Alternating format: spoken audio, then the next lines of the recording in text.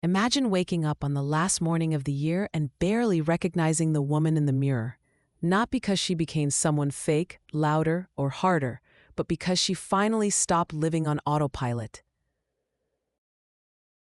She no longer waits for motivation to rescue her.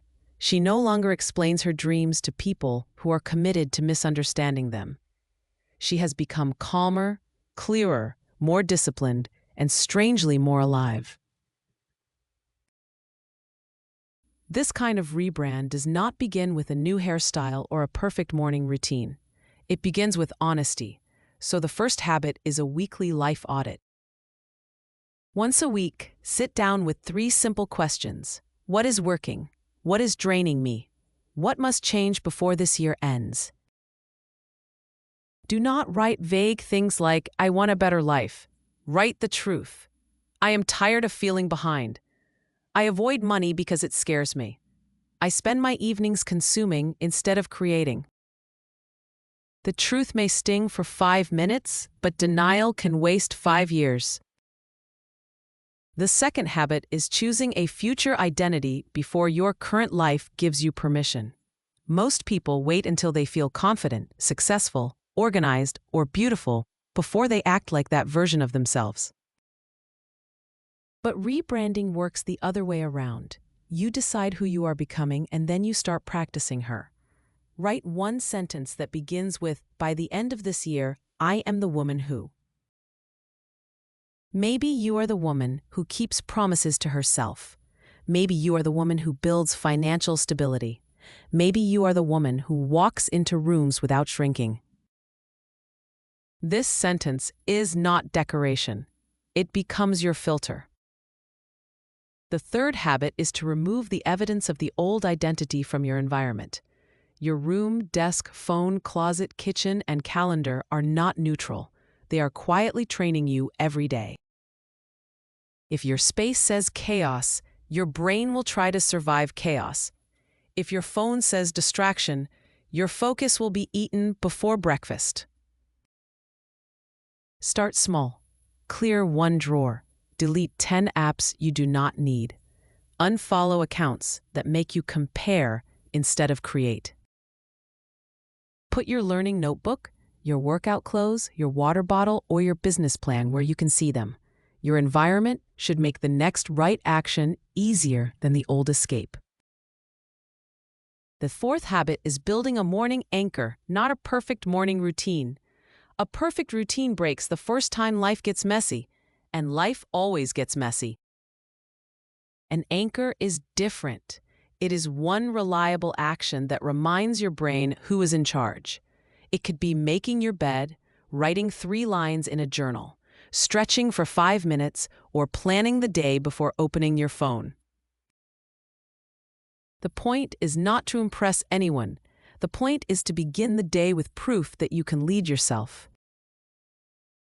Once the new identity exists on paper, it has to become visible in real life. This is where many women fail, not because they are weak, but because they keep trying to change privately while their everyday life still rewards the old version of them.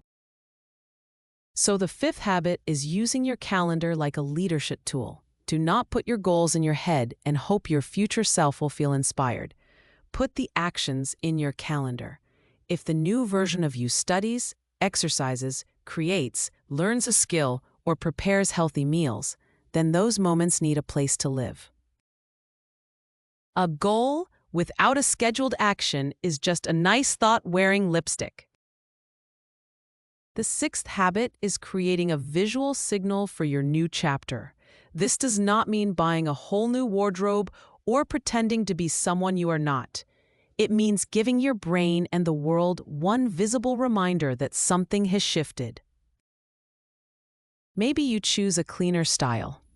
Maybe you finally wear the clothes you were saving for someday. Maybe you take care of your hair, your posture, or the bag you carry to work. The goal is not vanity. The goal is identity. When you show up with more intention, you start behaving with more intention. The seventh habit is upgrading your information diet. Every woman is being mentored by something. For some, it is gossip, doom scrolling, drama, and comment sections. For others, it is books, podcasts, smart conversations, tutorials, and people who make them think bigger. Look at what enters your mind every day and ask yourself, is this training me for the life I want or for the life I'm trying to leave? Start with digital proximity. Study creators, founders, teachers, athletes, writers, and leaders who carry the energy you want to build. The eighth habit is practicing money self-respect.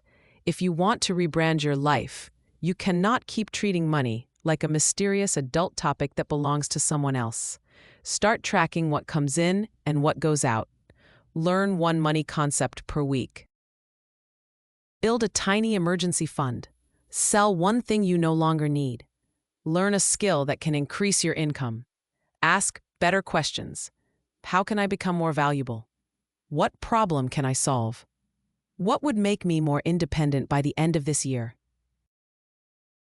Money is not the whole story, but pretending it does not matter is not freedom.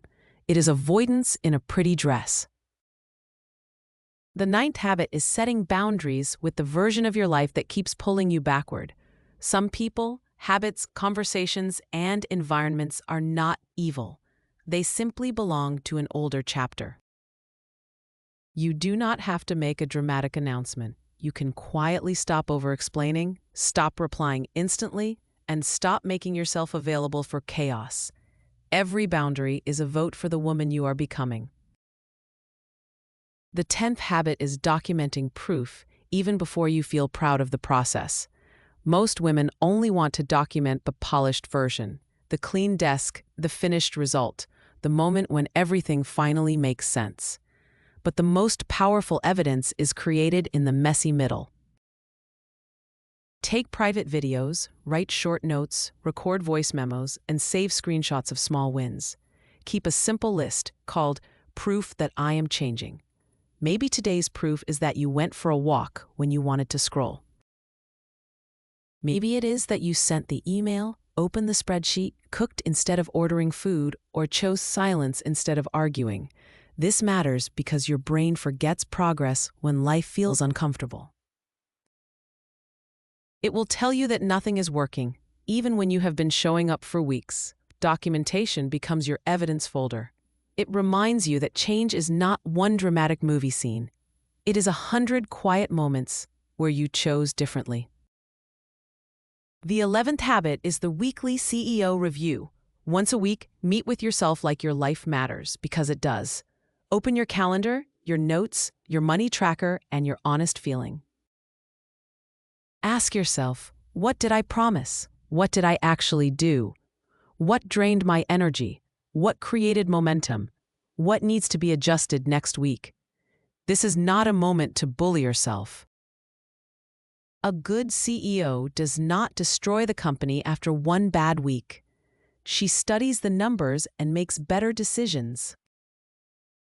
Now imagine repeating these 11 habits until the end of the year. Not perfectly, not in a way that looks magical from the outside, just consistently enough that your life starts giving you different feedback. Your mornings become less chaotic. Your money becomes less mysterious. Your standards become less negotiable.